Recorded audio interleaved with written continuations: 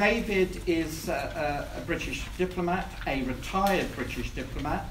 He was head of the information department at the Foreign Office, propaganda, if you like, there. He's been ambassador to the Senegal and British High Commissioner to Mauritius. We use the term High Commissioner for ambassador within the Commonwealth. But one of his key interests and passions today is as coordinator of the Parliamentary Group, all-party parliamentary group, covering all the parties in Parliament, coordinating the work they do for the Chagos Islands and the Chagos Islanders. So David's going to speak on the International Court of Justice and the Chagos Islanders' fight for human rights. David. Thank you, Kevin. I'll begin by introducing this book, simply because I cannot cover 53 years of history in 30 minutes. So if you really want the whole lot, it's called 50 Years of the British Indian Ocean Territory, Legal Perspectives. I wrote the last chapter, which is entitled The Politics of Chagos, Part Played by Parliament and the Courts to Resolving the Chagos Tragedy, and I'll come back to that later on. There is a connection between Jane's very interesting talk and the Chagos Islands. If you all look at the map, which Anthony helpfully provided, and a note about the history of the Chagos Islands, you will see that the Chagos Archipelago is right in the middle of the Indian Ocean, some 500 kilometers south of Maldives and 1,200 miles north of Mauritius. Now, the government have often used the argument that resettlement on the Chagos Archipelago would be impossible. Why? You've heard about it. Rising sea levels. And a lot of the conservationists agree. The government gets its information from scientists. Scientists have different opinions about these things. We have had a lot of scientific study done of rising sea levels in the Indian Ocean. And they have shown beyond doubt, and these are some of the leading scientists, that the sea level in the Chagos Archipelago has risen by 1 centimetre since 1884. At this rate, it will be another 500 years before these islands are flooded by rising sea levels. Climate change is the word that the government used. The government have now accepted that the science on which they based that allegation was faulty. So there is a link. You know, it does depend where in the world. Now, I've just been hearing all about the Maldives Islands. Maldives Islands are not very far away. In fact, the territorial sea between the Maldives and the Chagos, which is claimed by Mauritius, is in dispute between the two countries. And that's why you may have noticed that Maldives was one of the 6 countries that voted against the General Assembly resolution. I think I'd perhaps better start by giving you a little bit of background about my history with this issue.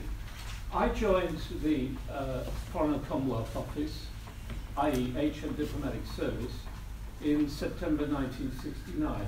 That's nearly 50 years ago. My very first job was to be sent to the UN General Assembly to sit on the Decolonisation Committee of 24, as it's called. And Chagos was one of those issues that did come up. Now, if you'd asked me then, at the age of 24, where the Chagos Archipelago was, I'd be hard put to tell you. And so was Tony Blair in 2001, when the subject came to him. He had to say to his staff, you better show me a map. So if you don't know where they are, you now do, because you've got a map. So that was my first introduction to decolonisation. We then had something like 32 colonies to decolonise.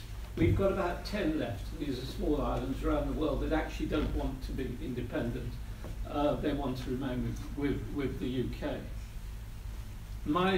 I then didn't deal with Chagos in any way at all for the next 30 odd years, or no, 20 years. In 1995, I was appointed the Deputy Commissioner of BIOT. Chagos Archipelago equals BIOT, British Indian Ocean Territory, because that colony was created in 1965 during the great period of decolonisation. So it was somewhat ironical to create a new colony, but the UK did. So I was Deputy Commissioner of the Islands and began to deal with these issues. We had a small team in the Foreign Office that were responsible for the islands, only 3 at that stage. And then I went to be British Ambassador to Senegal and 4 other countries in West Africa, and my last posting in 2000 was as British High Commissioner to Mauritius, where a third of my time I dealt with the fallout from the Chagos Archipelago. So I've been involved with Chagos issues on and off now for the last 23 years. In 2008, 3 years after I retired, I was invited by Parliament to become the co-ordinator of a newly established group which I helped set up, called, as you've heard from Kevin, the All-Party Parliamentary Group on the Chagos Islands, brackets BIOT. We no longer call it BIOT because, as you will know, BIOT doesn't really exist in law anymore, which is a strange phenomenon. So the background to all this is my experience and my involvement with these issues over a pretty long period. And I have to say that there's nobody in the Foreign Office that knows more about it than me. In fact, they know about 5% of what I know, and they're still running the show. But that's what happens. You get a continual turnover of staff and of ministers. I'm dealing with the 15th minister who has been responsible for Chagos since 2000, and the 13th Commissioner of the Islands. So it's quite difficult. You are constantly reinventing the wheel, I'm afraid. Now, I would like to dwell more on the international law side than the domestic litigation, which began in 1998, and I've been involved with the domestic litigation to a very large extent over the last decade or more. The reason being that if we get into the domestic litigation, you will be here until tomorrow morning. It is a very long, involved and complex subject. The international law aspect of it is also pretty involved, but that's what the point of my talk is, to try to show that international law is one of those dimensions to this issue which will help bring about a resolution of it. There are 3 or 4 main dimensions. Domestic law has been a major one. We've been 3 times to the Supreme Court and back. So that's going from the High Court to the Appeal Court to the Supreme Court, what used to be called the House of Lords. And we're now on our what we call Bonkum 6. That's the 6th lot of litigation. I'll leave it there. International law, better known as international customary law, is now playing a much more significant part than it did before, because thanks to Mauritius, the subject has been brought to that level, and I'll explain how in a moment. Just to give you an idea of how it was in 1969, I brought with me a little quote from an old colleague of mine, Tony Orse, who sadly is no longer. He was the legal advisor at the time, and he says in a minute, within the archives have all now been made available to the public, so you can read these things. Mr. Orse says, "There is nothing wrong in law or in principle to enacting an immigration law which enables the Commissioner of the Islands to deport inhabitants of BIOT. Even in international law, there is no established rule that a citizen has a right to enter or to remain in his country of origin, birth, nationality. A provision to this effect is contained in Protocol number 4 of the European Convention on Human Rights, but that has not been ratified by us. And thus, we do not regard the UK as bound by such a rule. In this respect, we are able to make up the rules as we go along and treat the inhabitants of BIOT as not belonging to it in any sense. That's pretty striking sort of legal advice, isn't it, in 1969. And Mr. Orst is also well known a year later, in 1970, for giving this advice. What he wanted to do, or rather what the Foreign Office thought they should do, was to put in law the fact that Chagosians who were being expelled and deported from the islands at that time would not be allowed to return. So he came up with this idea of immigration ordinance, because the Commissioner has the power to issue ordinances. And the purpose of the ordinance is to provide legal power to deport people who will not leave voluntarily, to prevent people entering, to maintain the fiction that the inhabitants are not a permanent or semi-permanent population. He says, I will consider these separately, and he goes on for several pages to expound upon that proposal. And the ordinance was enacted in 1970, and it's that ordinance which has been questioned in 4 judicial reviews, and the current one, which the Appeal Court will consider on the 7th of July, so quite close. Many judges have found the ordinance to be unlawful. Others have found it to be lawful. It all comes down to the fact that this country, although we like to think of it as a very democratic country, in one respect it is not. We have a parallel system of government called orders in council, Privy Council orders. They go back to Henry VIII, to medieval times, when the monarch legislated, when there was only the beginnings of Parliament, the monarch legislated, and he did it through orders in council. Now, orders in council have the same authority and standing and status as the laws which are passed by Parliament as normal legislation. But except the only difference is, of course, that the orders in council are decided by people like me who draft them. It takes you about 5 minutes to draft an order in council, by the way. It then goes through the chain, the Foreign Secretary rubber stamps it, goes to the Privy Council. At the 2-monthly meeting of the Privy Council, the Queen pricks it with her pin, it's having been announced, and that's it. Nobody actually knows what's in the order in council. One of the judges who did subsequently hear the case said, oh, I was the judge that was present when that order in council was enacted, but he said, I didn't know what was in it.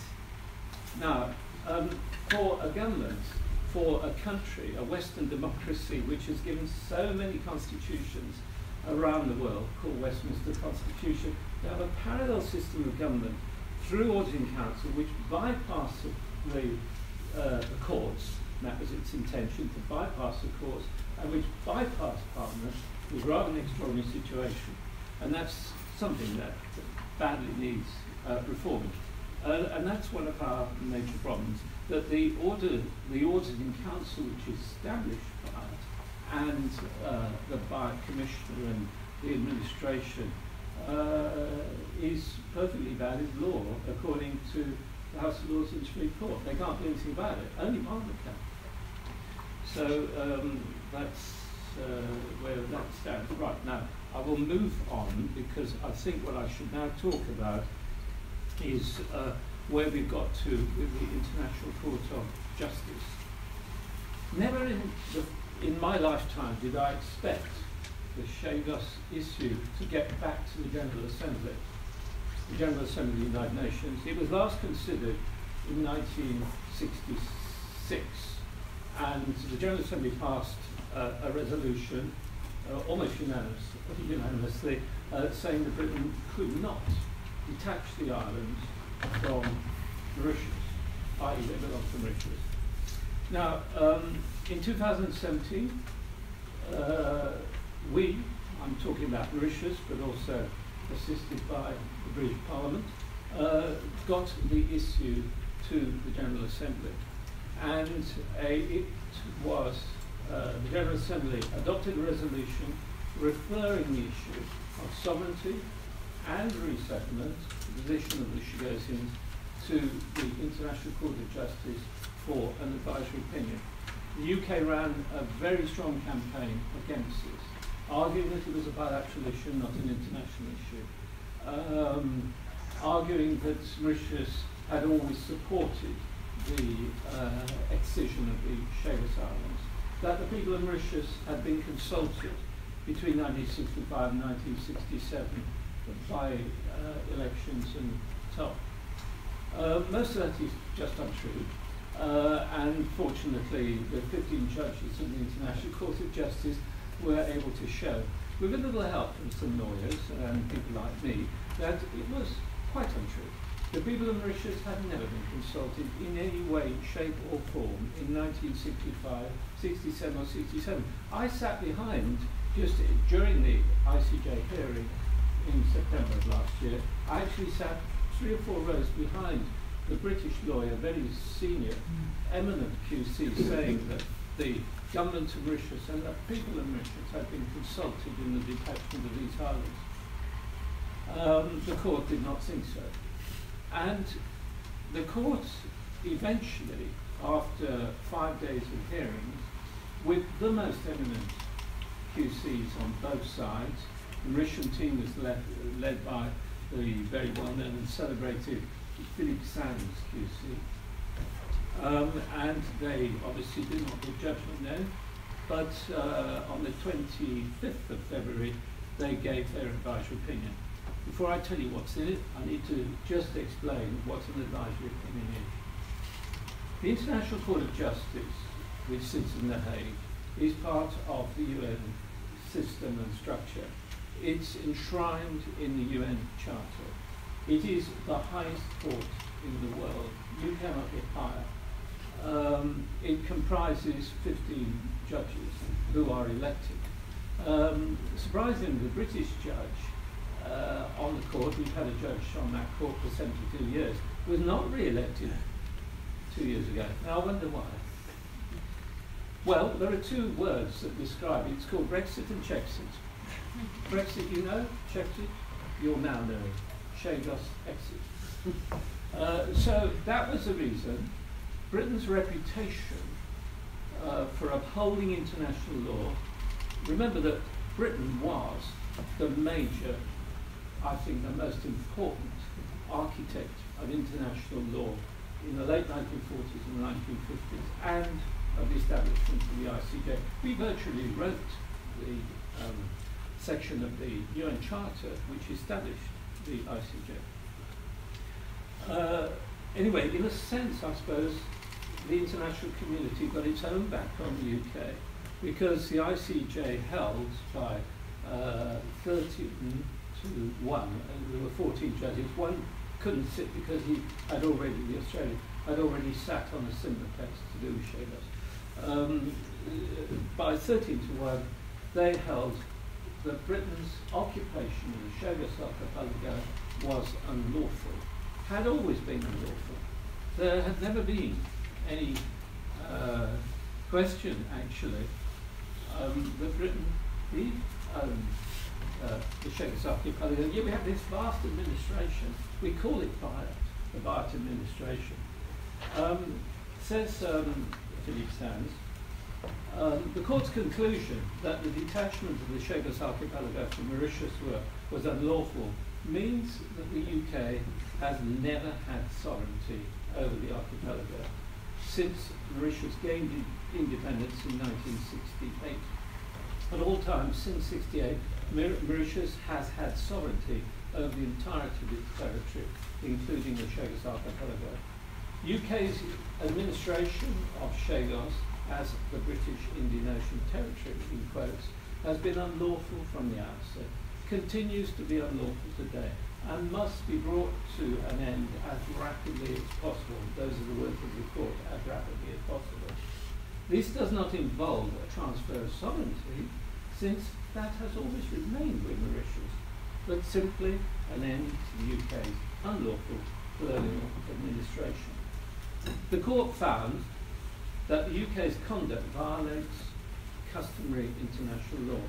It is to be noted that we call it CIT, customary international law, is automatically part of domestic law and applicable directly in the courts of England and Wales, not Scotland. So there you have it. What do we do? The UN General Assembly on the 22nd of May gave UK 6 months. The 6 months will end on the 22nd of November to vacate the islands, hand them over, to pass administration to Mauritius.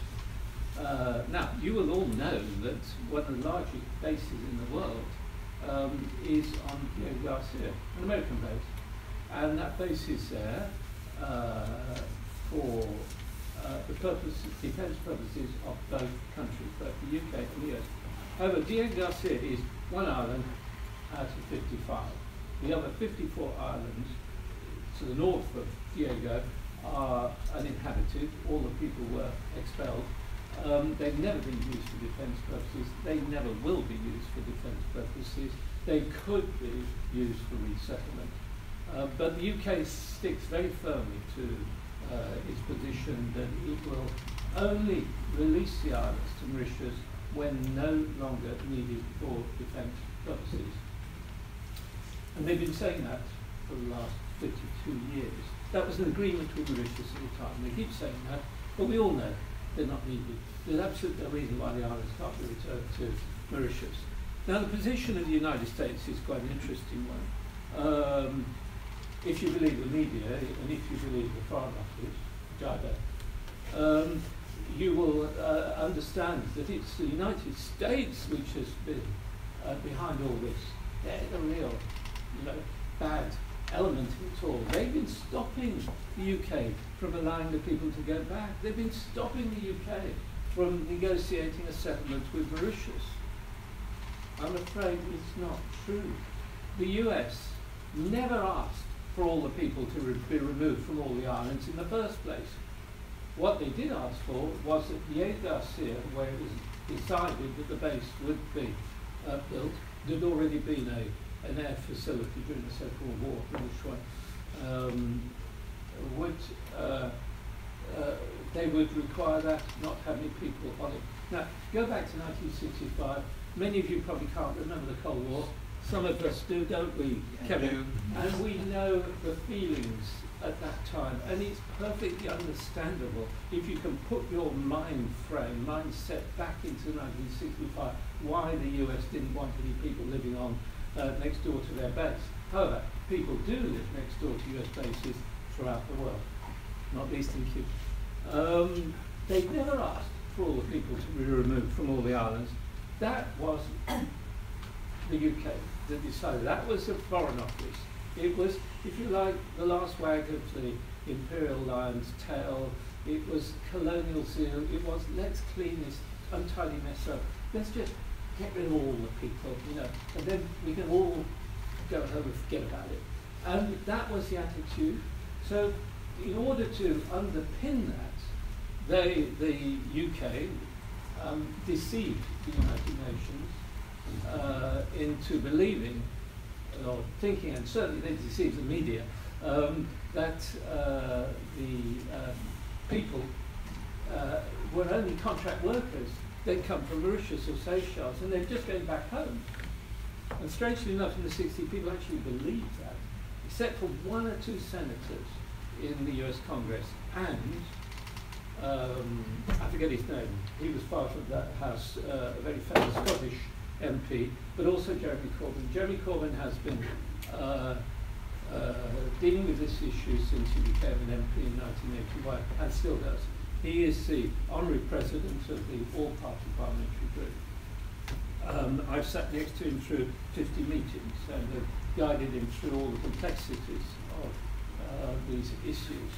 I can tell you a lot about Jeremy, and it may surprise you to know, I'll just make this comment that I won't get into Brexit, I'll stick with Chelsea.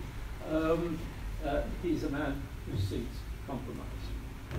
Now, I keep going off on all sorts of tangents, but I better come back to the ICJ.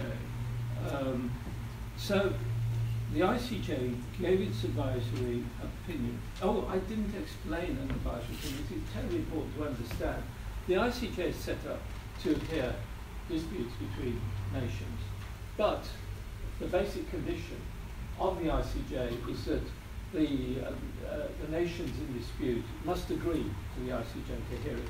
And if one side doesn't, then they can't hear it. And that's always been with the case of Chagos. The UK has always refused to allow the case to go to the ICJ. However, a very famous British lawyer, whose name I forget, in 2004, when I was High Commissioner to Mauritius, came up with the idea, why doesn't the government seek an advisory opinion? But to seek an advisory opinion, you have to get a resolution of the General Assembly. Extremely difficult thing to do. You know, little Mauritius, with a very small diplomatic service, hardly any embassies or high commissions, tried to persuade 193 nations, that's the membership of the UN, that there could be a resolution, and they did. In 2017, Mauritius persuaded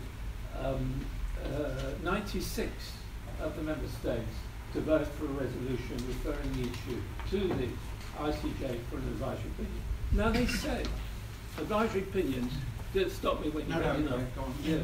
I thought you were looking at your watch, Jerry. No, I haven't looked at mine either. Now they say, you'll hear it all the time, advisory opinions are not legally binding. Resolutions of the United Nations General Assembly are not legally binding. And as always been, the UK has let out once this devastating advisory opinion which said that the UK had to have the islands back. And what's more, had to deal with the issue of resettlement, which is regarded as a major breach of human rights by the ICJ. But in fact, this is not correct.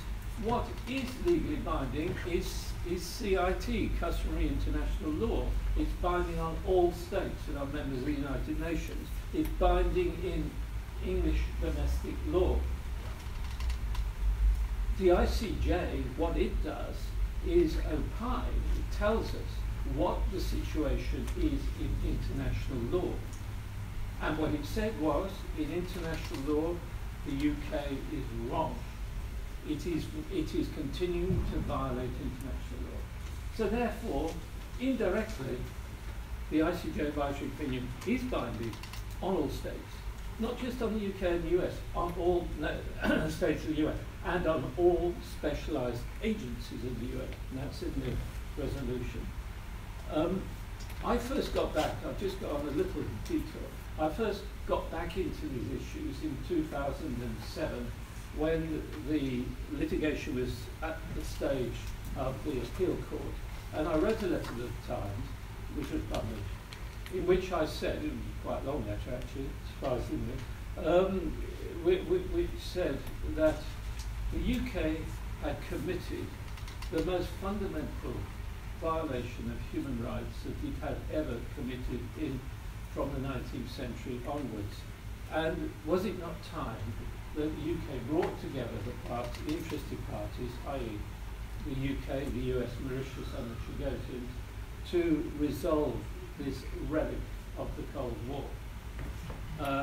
Since then I've had, well over 30, I haven't actually counted them, but it's well over 30 letters in the Times. Then of course many letters in lots of other newspapers and many articles. So that was my little detour.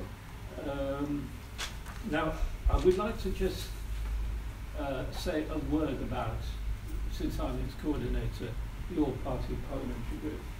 In 2008, when it was, when the Chagosians had lost in the Supreme Court on a 3-2 majority, by the way, i.e. that the Ordinary Council, which had set up BIOT, were lawful according to 3 of the 5 judges. Lord Avery, who was a great human rights campaigner, said to me, would I help him set up an all-party parliamentary group? Now there are lots of all-party parliamentary groups, probably a couple of hundred, on different subjects.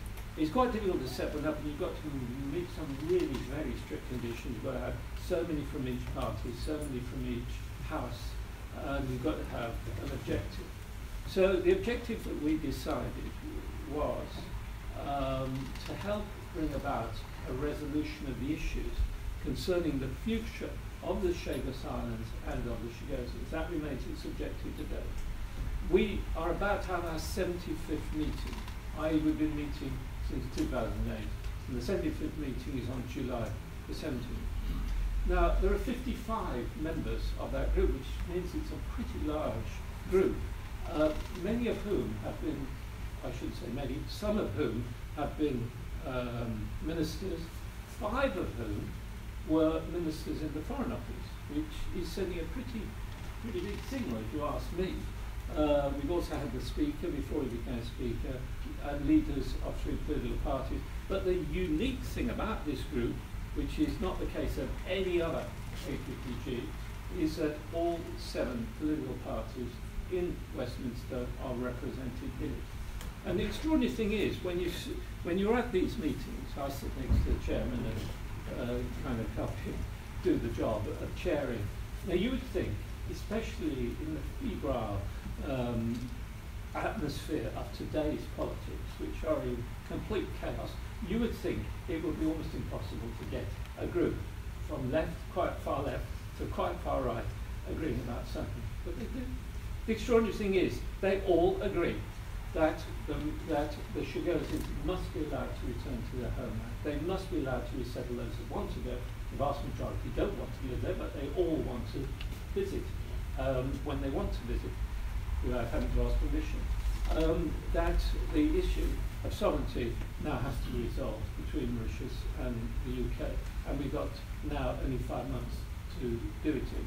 It's a pretty influential and powerful group, and I won't rattle off all the names, you would know many of them, that come together. We have a meeting every couple of months or so, and I orchestrate it and so on. And we put out press releases and statements.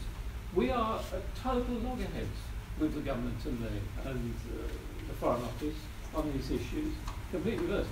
We now try to, in a sense, almost unconsciously take over the foreign policy aspects of it. We invited the Mauritian Prime Minister to address the group last year. We've had the American Ambassador, the Mauritian High Commissioner. We've had the leaders of all the Chagosian groups come and meet us and talk. We had even the conservationists. Conservationists are pretty tough people, you know. They don't want it. Why don't they want any Chagosians to return to the islands, the conservationists? You only have one guess. Because it's their playground. The conservationists want to keep it to themselves. They don't want local people coming in and settling in their homeland. It's blindingly obvious. Some, I'm exaggerating a bit, some are actually on our side, but the majority have been using conservation and rising sea level and climate change and all the other stuff to act as a barrier, as a reason for not allowing resettlement. I think we're getting beyond all that. I think the penny's dropped in government, and we all now know that it's simply not the case. You need local people on islands, on great archipelagos of 650 square kilometres to do the guardianship of the environment. You need them to do the conservation, to do all the biodiversity. You badly need it. You cannot nowadays have a huge marine protected area, which the UK declared on April Fool's Day 2010. I think there was a reason for April Fool's Day, and which WikiLeaks, Kevin refers to now, which WikiLeaks shows was created partly in order to stop resettlement, in order to take away all the arguments, because we immediately put a ban on anyone going into this vast MPA. And what's more, we stopped fishing. No more fishing has been allowed since April 1st, 2010. Well, what would these people do when they go back? They want to fish. Fishing is their livelihood, it's their lifestyle. That's how they eat. So it was, I'm sorry to say, a very dastardly device, partly to stop the Chagos being able to return. I think I ought to be concluding, don't you? Yeah, I thought you would. Well, there have been 6 major policy failures, and I was about to go through each one, but you won't get to lunch if you do. I think I will leave it there. And if anybody has any quick questions, we'll make them short and quick, because I'm sure we're exceeding time. No, you're fine. Thank you very much, David. Are there any questions now?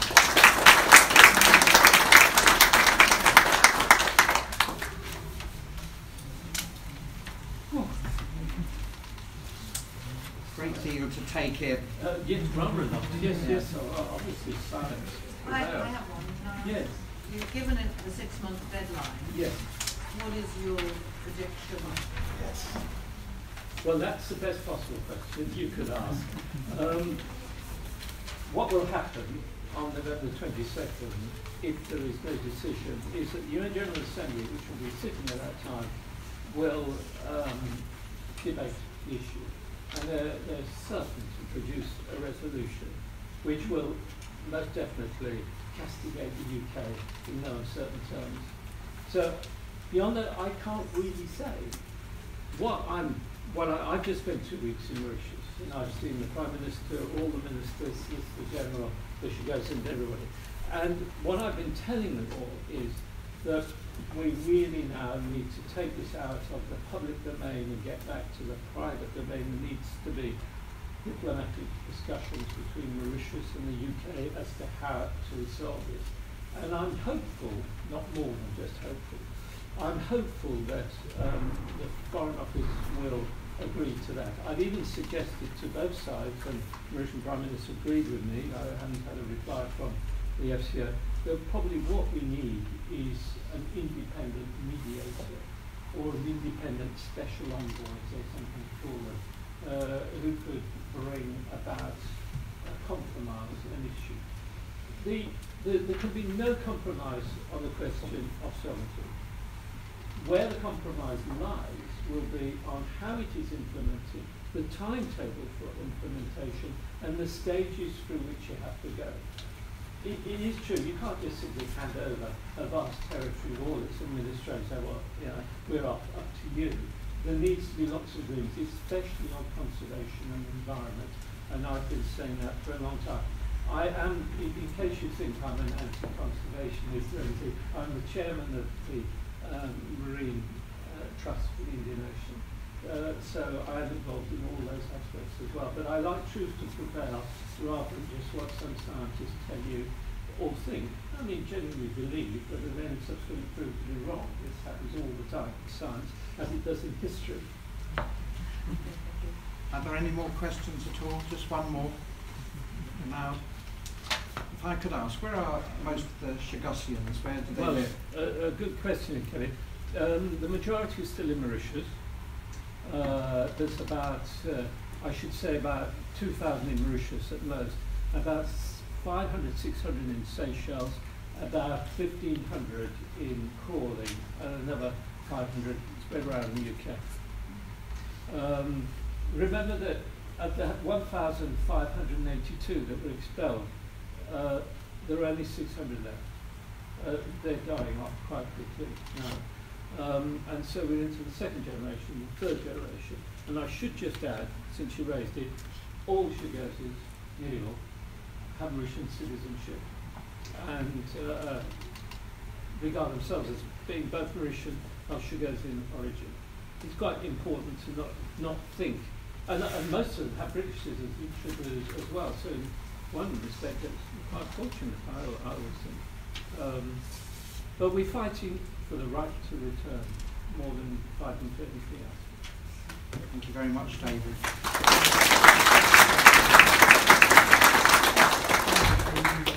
David is a long-time supporter of team, and thank you for coming, David, today. He's arranged many things for us. Normally, on Members' Day, we have a visit to an embassy, but this year we couldn't coordinate our dates and that of the Canadian embassy, so we'll be back to embassies next year. that David has facilitated us visiting the Foreign Office as part of Members' Day a little while back. We have a comfort break and a refreshment break now, and if I could ask you to be back here, say, by 12:25, and then we have our third and final speaker. Again, the themes of justice and stewardship will continue. So 12:25. Thank you very much.